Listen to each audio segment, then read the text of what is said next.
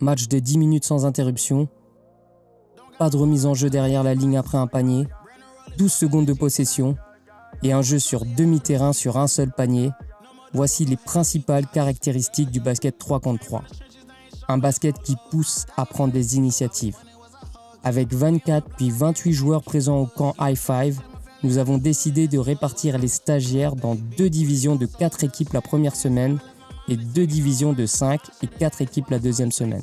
Durant la saison régulière, qui avait lieu le mardi et le mercredi, chaque équipe de la même division s'affrontait en match aller-retour afin de déterminer un classement pour les playoffs. Lors de la deuxième semaine, nous avons procédé à un play-in tournament, en réalité un match de barrage pour les playoffs entre le 5e de la division 1 et le dernier de la division 2. Compte tenu du forfait d'un joueur en deuxième semaine, j'ai été contraint de laisser mes habits de coach pour rejoindre une équipe de première division et jouer.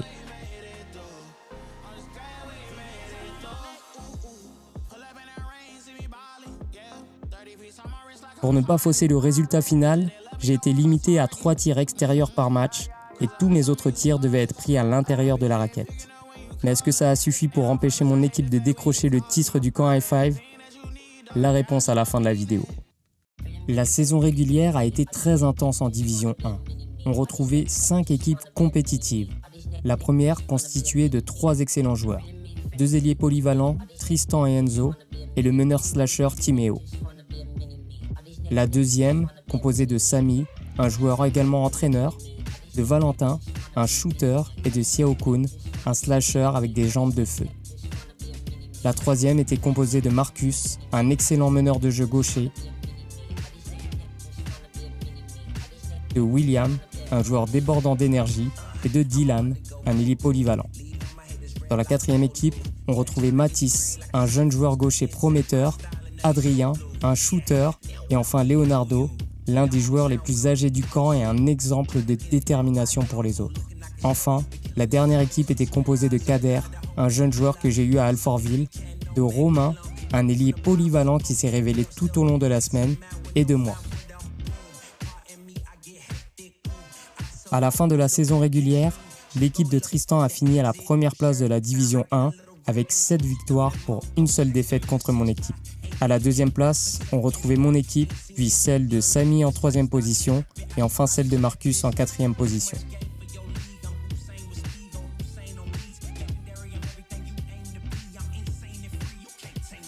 Du côté de la deuxième division, l'équipe du shooter et ambianceur Elie Joël a terminé à la première place devant celle d'Antoine, un très bon jeune joueur gaucher, et celle de Paul, All-Star lors de la première semaine.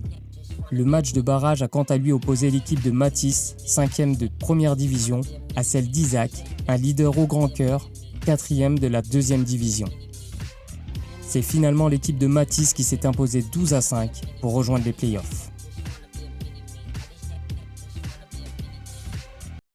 Le premier tour des playoffs disputé sur un match a été une formalité pour les 3 meilleures équipes de la Division 1 qui se sont imposées facilement.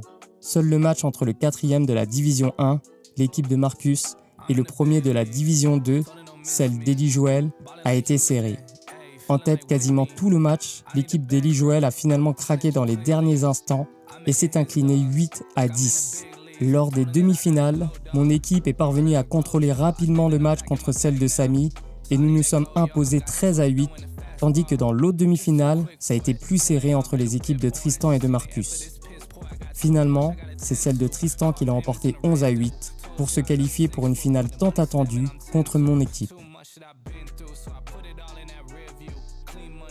Lors de la finale pour la 3e place, l'équipe de Marcus s'est brillamment imposée 9-4 contre celle de Samy, une belle performance pour une équipe qui avait perdu ses 4 premiers matchs du championnat lors de la saison régulière. Mais désormais, place à la grande finale. Le début de match est très disputé. Tristan inscrit très rapidement le premier point de la rencontre, mais Kader égalise dans la foulée. Timéo, qui m'avait déjà posé des difficultés sur ses drives lors des matchs de la saison régulière, marque rapidement un panier avec la faute, mais il ne convertit pas son lancer franc. Je lui réponds dans la foulée en récupérant le rebond et en obtenant à mon tour un lancer franc que je convertis. Le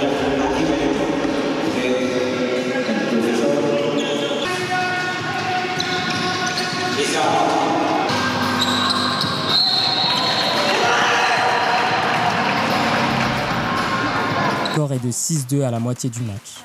Mais juste derrière, Kader parvient à marquer un panier avec la faute en réussissant son lancer franc et quelques instants plus tard, j'inscris un nouveau lancer franc et aussi un lay-up dans le trafic pour égaliser, 6-6 à 2 minutes de la fin du match.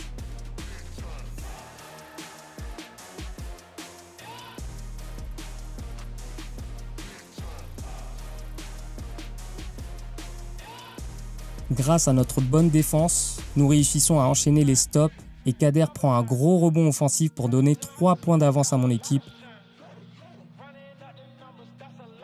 Avant 2 gros tirs à 2 points de Romain et de Kader, 13-6, alors qu'il ne reste plus qu'une seule minute à jouer.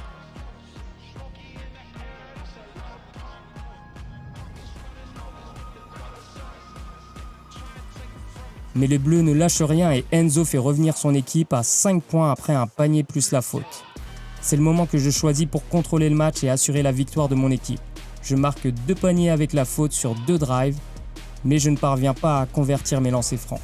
Heureusement, l'écart est creusé avec 5 points d'avance et malgré le dernier tir à 2 points d'Enzo pour donner une lueur d'espoir à son équipe, nous continuons à bien défendre et nous nous imposons finalement 15-12. Au coup de sifflet final, la frustration gagne l'équipe des Bleus. Ils peuvent rentrer à la maison la tête de coup. Romain, tu peux arrêter le banc. Ça y est, il a fait tout taf. Et là, quand même une grosse déception. Je m'en voulais tellement là, j'avais le tir que je rate qui tournait en boucle dans ma tête. À la fin, là, c'était très compliqué. On voulait tellement gagner cette finale, vraiment. De mon côté, je suis très fier de mon équipe car malgré un début de match difficile, nous avons su rester concentrés et notre défense a fait la différence, tout en étant capable de mettre les shoots importants en fin de match. C'était aussi l'une des volontés du camp, confronter les joueurs à l'échec, à la gestion de leurs émotions. Comment faire de la colère, de la tristesse un allié pour les prochaines échéances. Et la prochaine échéance d'ailleurs est de taille, puisqu'il s'agit du All-Star Game. C'était que du kiff, ces 3-3, c'était vraiment cool. Franchement, trop bonne expérience. J'ai vraiment kiffé. J'ai kiffé le 3-3 du début à la fin. Même si on a atterri au play-in car on était les derniers de notre groupe malheureusement et que nos adversaires du coup au play-in étaient supérieurs à nous d'un point de vue tactique et technique. Franchement, moi j'ai vraiment pris du plaisir à jouer. Franchement, moi, ce qui m'apportait le plus, c'était d'avoir un bon jeu collectif sur le terrain, une bonne entente sur le terrain. Et franchement, même si on a perdu, sur la journée où on a fait le 3-3 et la dernière tournée de 3-3 et le play-in, ça s'est vachement ressenti. Il y avait une bonne cohésion et c'est tout ce que je recherchais.